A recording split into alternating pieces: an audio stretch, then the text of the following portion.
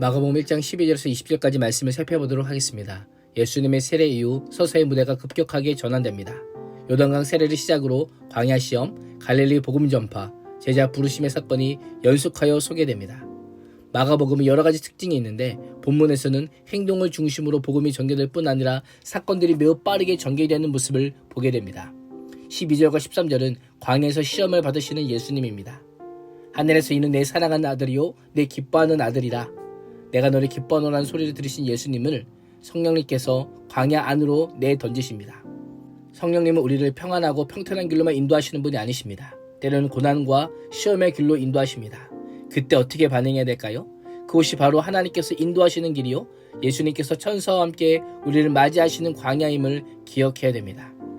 예수님의 세례뿐 아니라 광야 시험까지 예수님의 모든 사역에 성령의 충만한 임재가 함께함을 기억한다면 성령님의 모든 인도하심이 우리로 하여금 하나님의 뜻을 이루며 영적인 성장과 성숙을 위한 것임을 잊지 말아야 합니다. 예수님의 광야 40일의 시험은 구약의 이스라엘 백성이 광야 40년을 떠올리게 합니다. 이스라엘에게 광야는 구원의 무대임과 동시에 시험의 장소였습니다. 변함없는 하나님의 인도와 보호하심을 경험했지만 사단은 이스라엘과 하여금 하나님을 끊임없이 불신하게 하였고 결국 그 시험에 넘어가고 말았습니다. 그러나 하나님의 아들 예수 그리스도는 과거 이스라엘 때처럼 실패가 아닌 승리를 선포하였습니다. 아담과 하와는 어떤 위협이나 배고픔이 없는 에덴 동산에서 사탄의 유혹에 넘어가 죄를 지었지만 예수님은 40일을 줄이시고 주변의 들짐승의 위협에도 불구하고 시험을 이기셨습니다.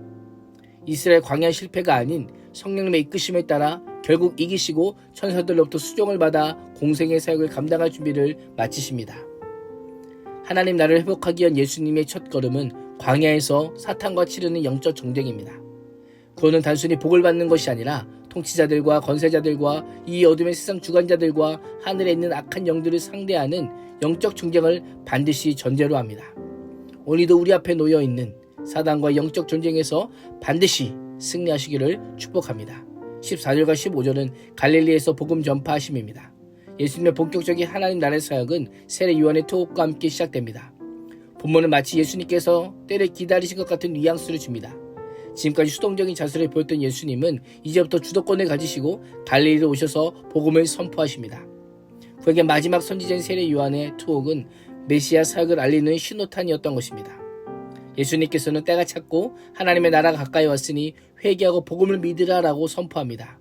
때가 찼다라는 것은 하나님께서 선지자들로 약속하시고 예정하신 하나님의 시간으로 인간의 역사 속에 개입하시는 특별한 구속사적인 시간을 의미합니다.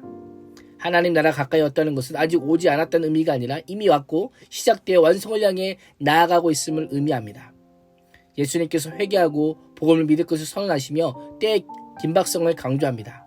믿으라라고 하는 표현은 어떤 사실에 대해 단순히 받아들이거나 인정하는 것을 넘어 인격적으로 완전하게 신뢰하고 자신을 전적으로 의탁한다라고 하는 의미입니다.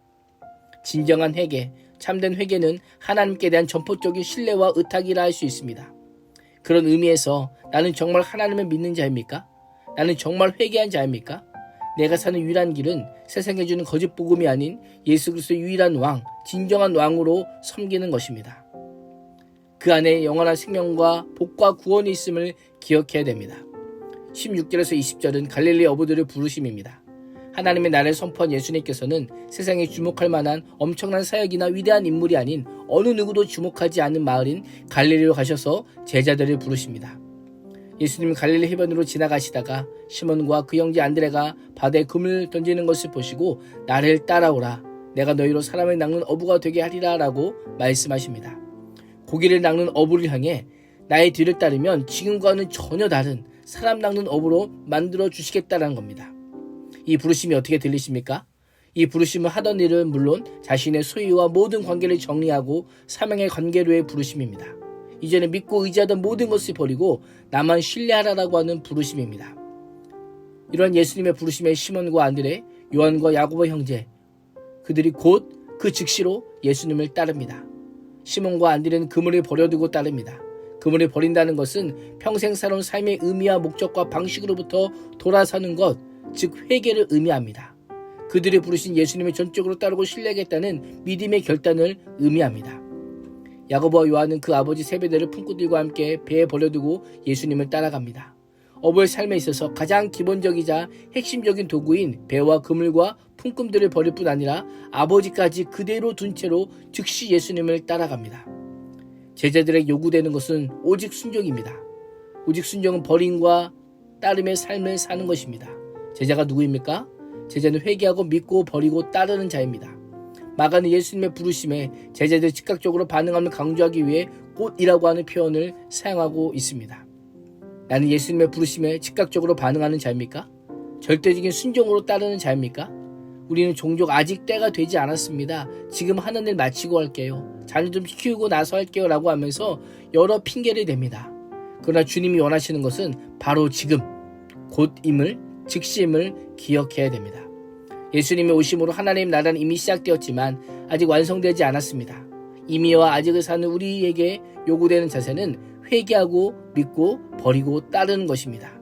오늘 하루도 회개하고 믿고 버리고 따르는 삶을 통해 하나님 나라를 선포하는 제자가 될 수 있기를 주님의 이름으로 축복합니다.